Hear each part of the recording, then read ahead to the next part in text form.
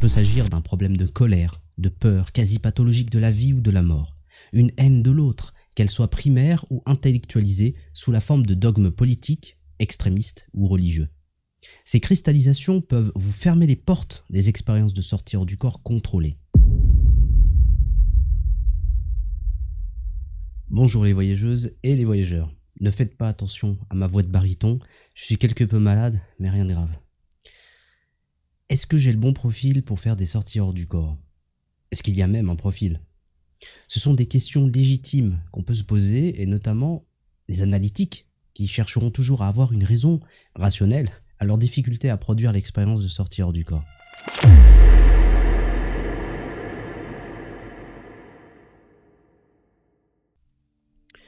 Quand je dis profil, je parle de tous les traits de caractère et habitudes qui font ce que nous sommes et qui pourraient influer d'une façon ou d'une autre sur l'apparition d'un état de conscience menant à l'expérience de sortir du corps.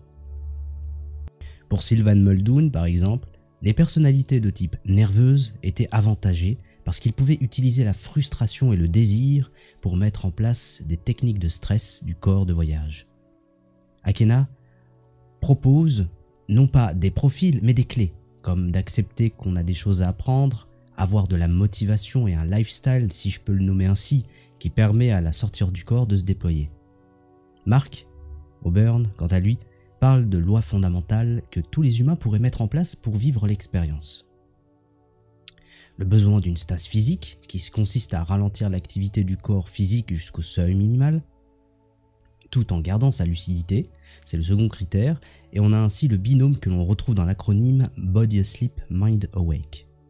Le troisième critère concerne le non-effort physique et mental, tout type d'effort ramenant au corps physique. Et le quatrième prérequis, le plus important, l'intention dont nous avons parlé dans la vidéo précédente.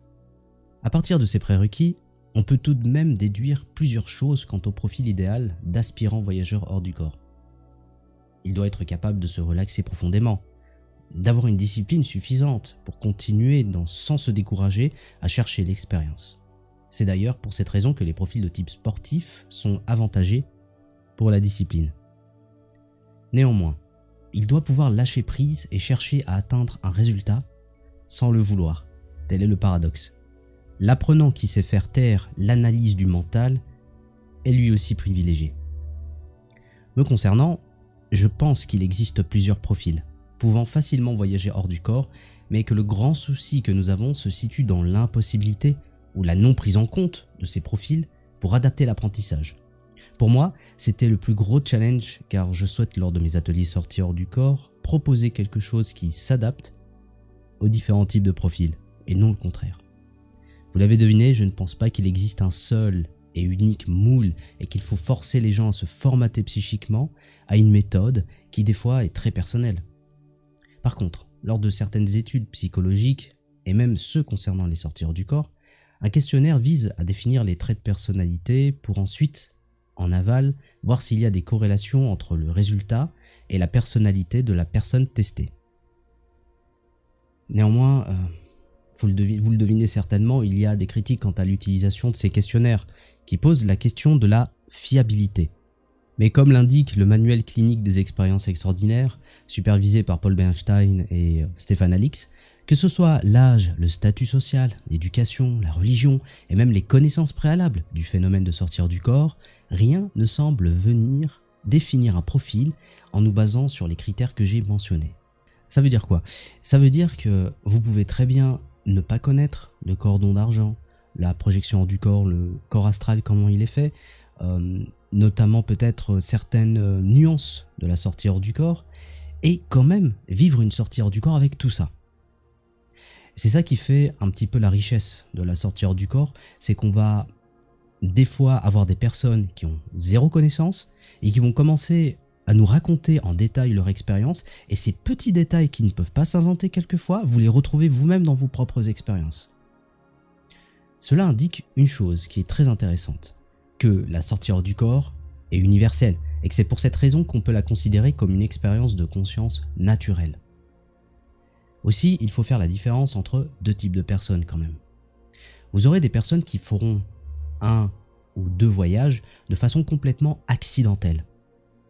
Le profilage est donc assez vaste et il concerne potentiellement tout le monde. À peu près 20% de la population mondiale auront vécu ce genre d'expérience quand même. Bon, ok. L'autre type seront ceux qui voudront produire la sortie du corps de façon volontaire. Et j'ai remarqué une chose, les personnes qui réussissent à débloquer cette aptitude naturelle sont foncièrement ouverts à la nouveauté. Ils sont sensibles à leur état psychique et ont une bonne perception de leur corps physique. Ils ont une bonne mémoire des rêves, une bonne visualisation, une capacité à être attentif à une chose, qu'une seule chose, et font souvent de la méditation ou un sport à côté. Quand on y pense, ils ont une bonne hygiène de vie psychique et physique. Et nos sociétés actuelles ne nous aident pas forcément dans le stress quotidien à tous développer ces caractères et habitudes.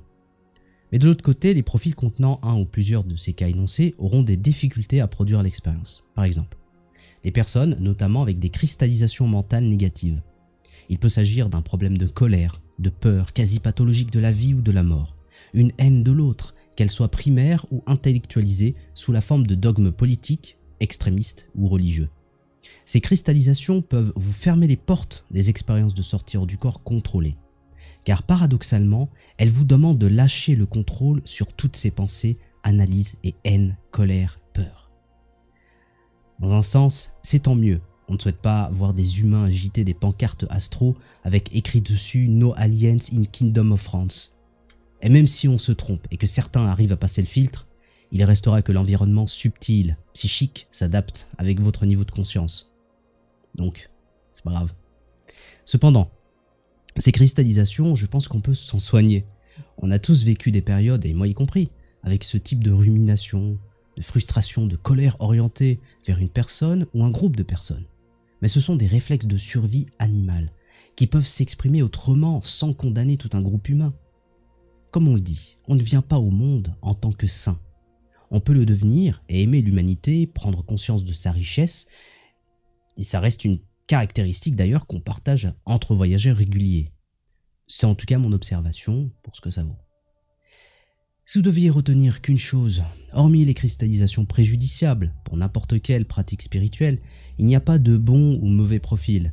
Vous avez le profil pour voyager, et si une chose vous manque, rien ne vous interdit de progresser pour y arriver.